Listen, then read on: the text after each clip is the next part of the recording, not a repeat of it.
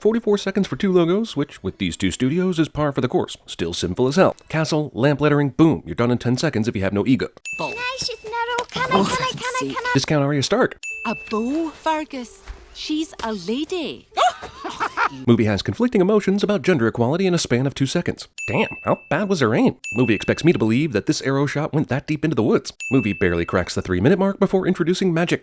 F***ing magic. The lord of all movie ex machinas. Follow me now, child, and your mother will become a bear later. Will-o'-the-wisp Reese's Pieces. You know, some say that will-o'-the-wisps lead you to your fate. Others say they just waste your time, making you prance wildly around the forest, but everyone agrees that they exist, which is some bull.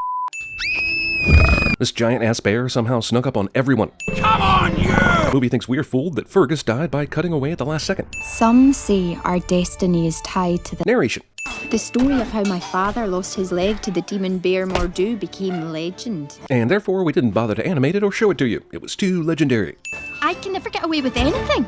That's because you're eating an apple and you look like an asshole. In what way did she think this was private? Also, she takes one bite and then throws it on the ground. At least leave it intact so it doesn't get all rotten. Why did she bring this apple in the first place? If you remove all the murder and rape, Merida is also kind of a discount Sansa star. Holy crap, now she's stealing apples and she's a princess, so nobody can say anything. So that's double asshole duty in 2 minutes. She sure can ride a horse out of the castle into the wilderness, but can she paint with all the colors of the wind? Huh? So basically badass maid Marion? Horse dog. What the hell? Is she doing a Tom Cruise impression? Or is this shit actually happening right now? I don't really know what prevented her from falling to her death, but thank God for an unusually strong grip that can stop falling momentum. Awesome. Now what? How do you even get down? 3 apple scenes in 4 minutes. This is an orgy of evidence that this movie was made for CinemaSins 6 months before we existed. I won't go through with it. You can't make me. What? An arranged marriage in a Disney movie? That's par for the course, actually. So, sin for repetition. He divided the kingdom among his 4 sons. One who is obviously evil because he's in the shadows and has demon eyes. Also, and this is totally racist, the bad brother is represented by the black chess piece. He followed his own path, and the kingdom fell. Seriously? The message here is that he followed his own path, and that's the reason why Merida can't shy away from tradition? What about the clearly more important part of this story where the guy was power-hungry and obviously an evil guy? But is Merida gonna bring up this point? Hell no.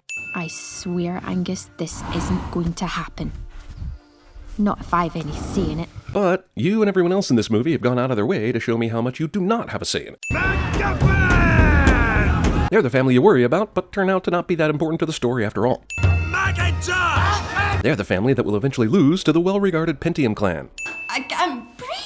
And here's the I can't breathe cliche, as seen in all the movies where the plucky young heroine puts on restrictive clothing and doesn't want to marry whomever it is they're being offered. So we're supposed to think the awesome muscular guy is this dude's son, but his son is standing behind that guy. And my only question is, why is the strong, awesome guy standing so prominently in front of the crowd if he's not the dude's son? This king has a slippery grip on his subjects. Titty twisters. Well, this movie is doing nothing to improve the reputation of Scottish folk. Not that it claimed to be or anything, but still. Drinks and fights a lot. Check. I choose archery. The princess declared archery would be the contest of choice, so what's this f***ing log tossing going on for? 23 minutes in, and these kids have absolutely zero good qualities. They are terrible little bastards, aren't they? Also, these kids went through all this trouble to steal pastries, when there are about 100 different ways that didn't involve climbing a tent and swooping down to get them. Merida thinks this plan is going to work, as if Scottish laws deal in loopholes as ludicrous as this. Yep, Pixar is now stooping to, hey, look at my hairy asshole moments for humor.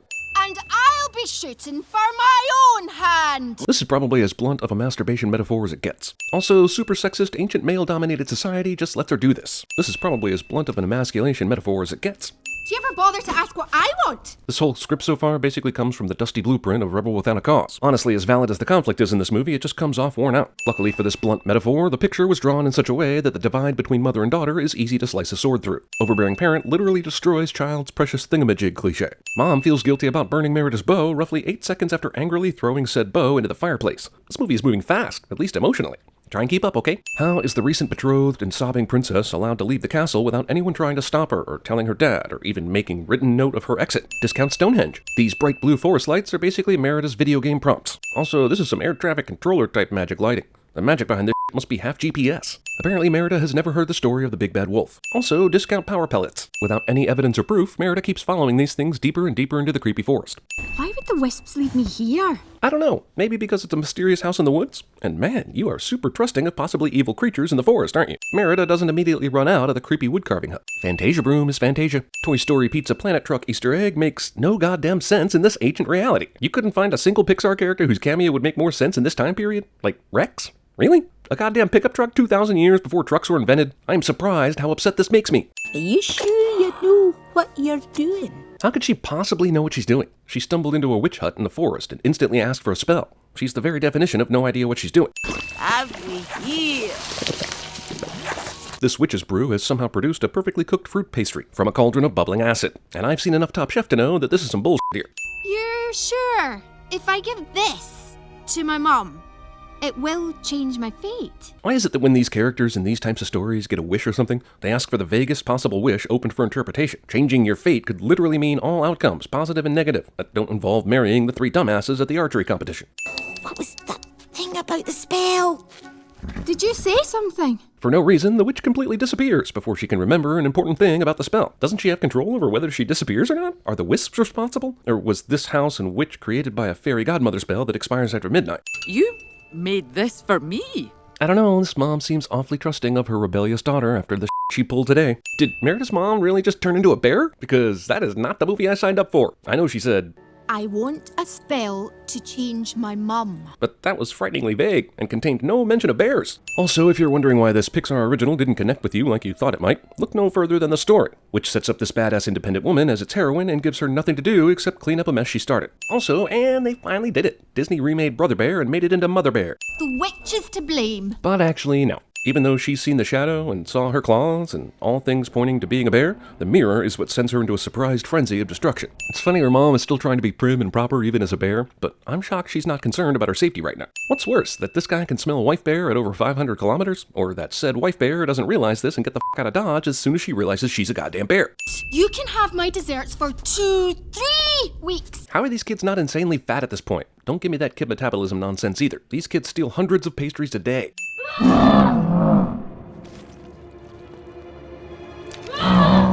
The idea that a bear growl can be made this way, and a chicken on a stick even comes close to looking like the shadow of a bear. Talk to the bear hand. I can't believe it. I found it. I can't either, since this stupid place disappeared completely in the last scene, and now it's reappeared for no reason other than to give you hope.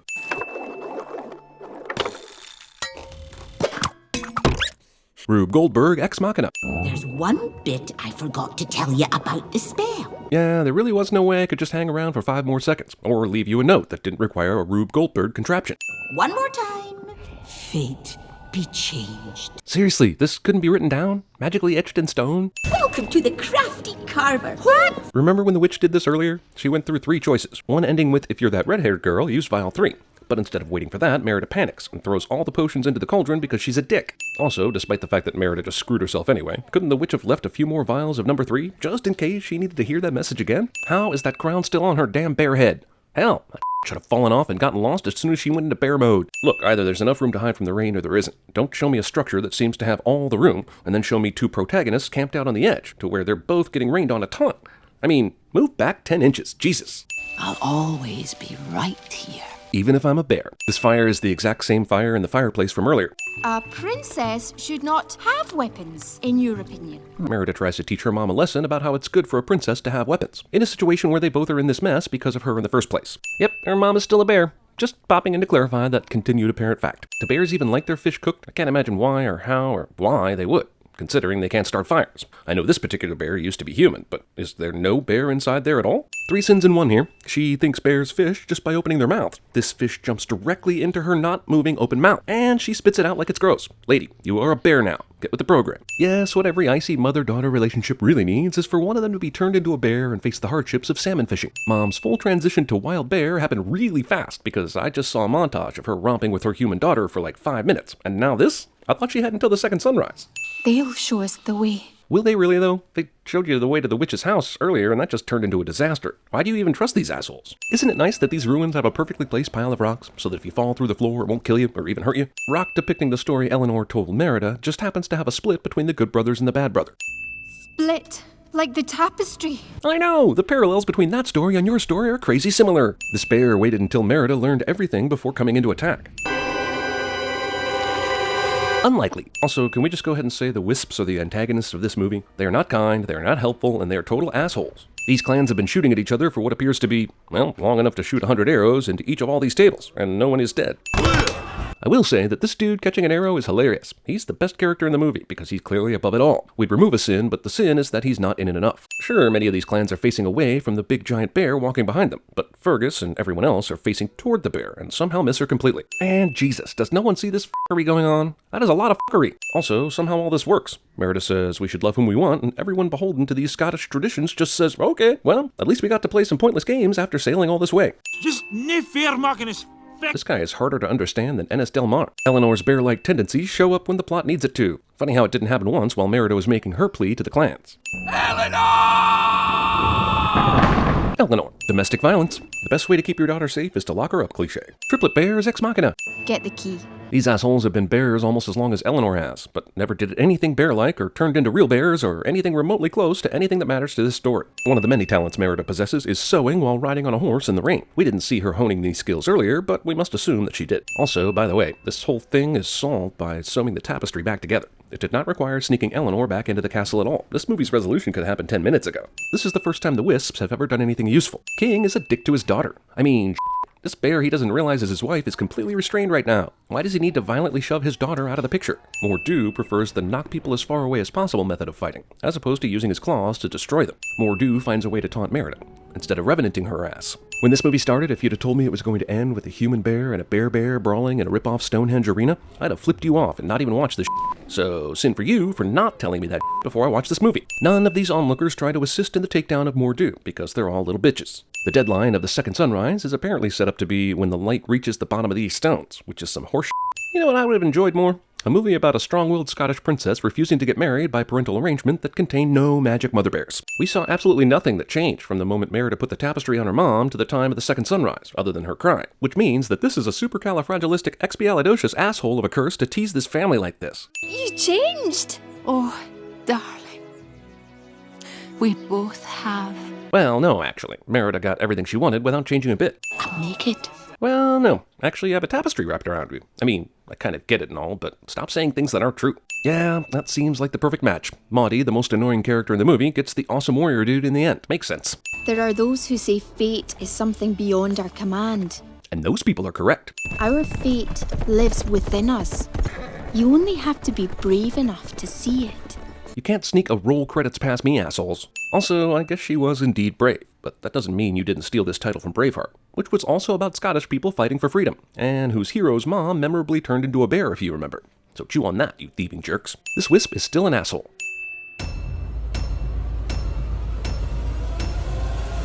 If it's not Scottish, it's crap!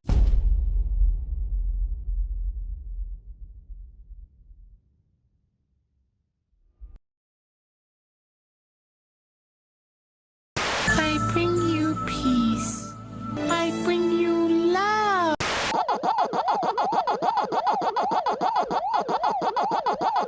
Some say our destiny is tied to the land. Jon Snow.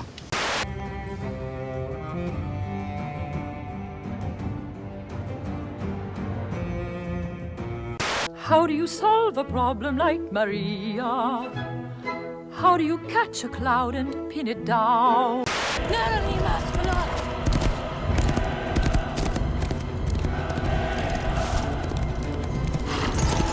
The bunny's scared, Mike. The bunny's scared of you. And you got Shit, fucking man. claws You got these and fucking fangs, claws and these man. fangs, man. And you're looking at your claws and you're looking at your fangs. And you're thinking to yourself, I don't know what to do, man. I don't know how to kill the bunny. They can afford timeout, for this is the fishing season. All they have to do is wait. I saw him, Gandalf, from out of the darkness. The necromancer has come.